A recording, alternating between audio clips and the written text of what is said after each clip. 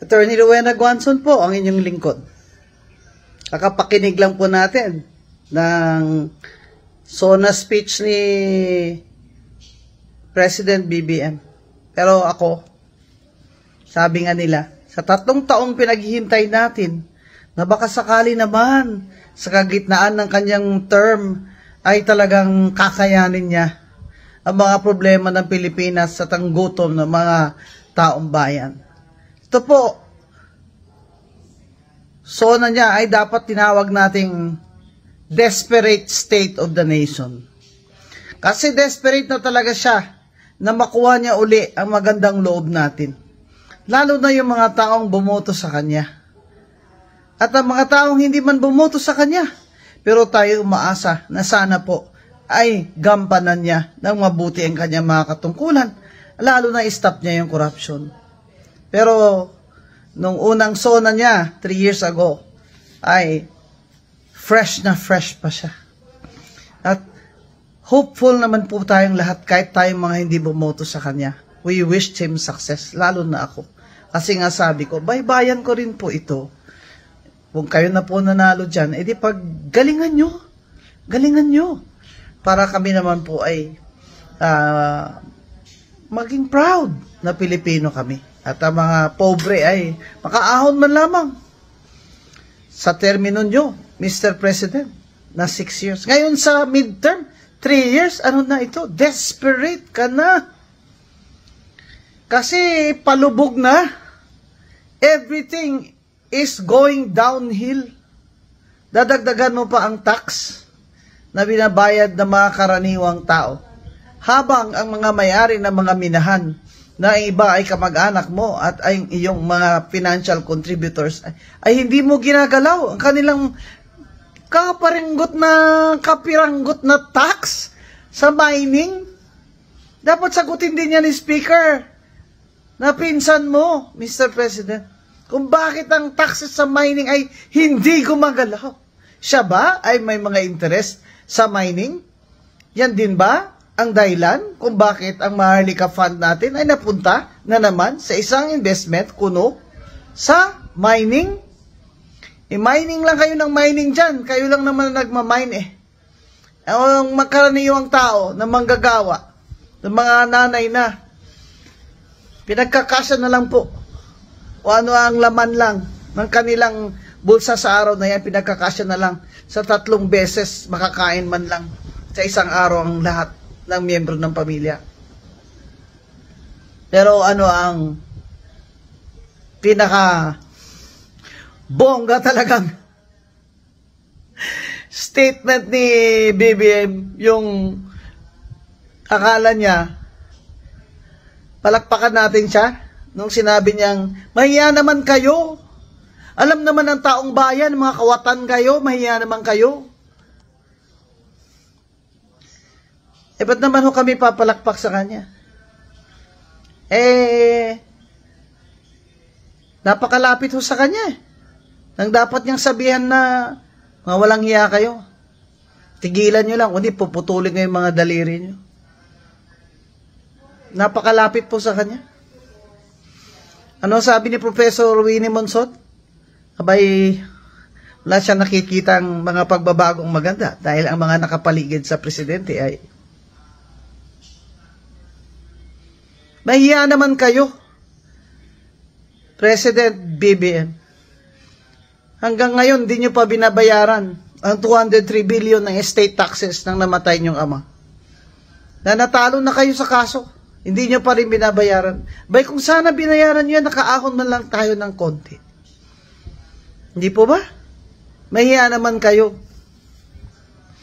na ang budget ay hinayaan ninyo na i-chop-chop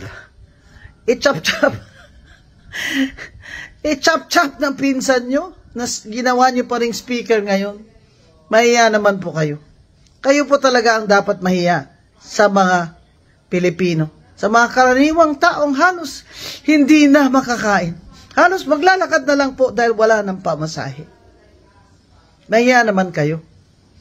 Anong pagbabago po ang ginawa niyo sa 3 taon? Cosmetic? Kumbaga, cosmetic? Pampapo. Grabe. Dilubyo. Kalamidad. Grabing baha. Ha? Ilang araw na baha. Isipin mo, may gobyerno ba tayo? Nasa rin mga rescue boat, mga... Pinakita ba kayong mga ano? Yan sa mga Marikina River? Mga lifeboats? Wala akong nakita. Kaya, magtatanong ka talaga, saan napunta ang bilyon-bilyon na funds para sa flood control?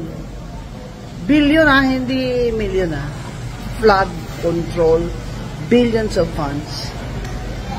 At parang ito yung baha na hindi ko narinig na may abiso, merong warning. Kasi nga yung weather bureau halos naputulan na ng dalawang paa, putulan pa ng dalawang kamay nung na-stop ni Duterte administration ang Project NOAA, diba? Kaya yan ang problema talaga kung iba yung priority. Ilang beses ba tayo binabagyo bawat taon? Siguro mahigit kumulang 12? Alam yan alam yan ng gobyerno natin. Ngayon, magkano sa ekonomiya ang cost ng bagyo na yan? At ang cost sa lives, di ba? Bakit taon-taon hindi prepared? Kasi kung saan-saan naman nilalagay yung pera yung gobyerno. Ang dami kasi mga corrupt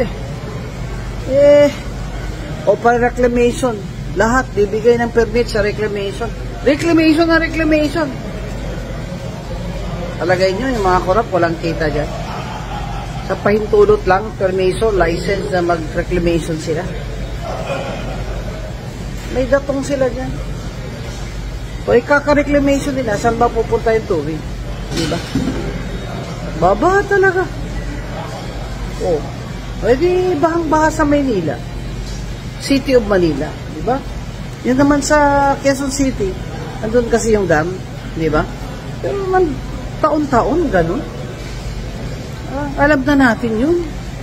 Hindi naman ang solusyon ay ililikas lang yung mahirap. Yan ang solusyon. Taon-taon, ganun na lang. Abay, mag-isip-isip naman po kayo. At ang laki ng sweldo nyo dyan. Ang lalaki ng mga pondo dyan. Nasaan na po yung flood control na funds? Dapat po, suriin yan ng Committee on Appropriations sa kanang ating Senado. Kung hindi po ninyo kaya ay ikontrata po ninyo sa marunong ng mga kumpanya niyan. Bakit yung ibang bansa?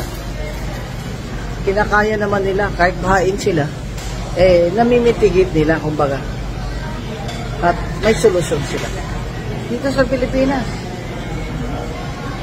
dami kasing kawatan. At kurakot ang gobyerno, talagang walang solusyon sa problema natin. At taon-taon, ilang bagyo at baha ang dadaanan natin.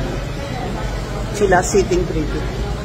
Yung mga kababayan, magreklamo kayo, banatan nyo sa Facebook nyo, sa TikTok nyo.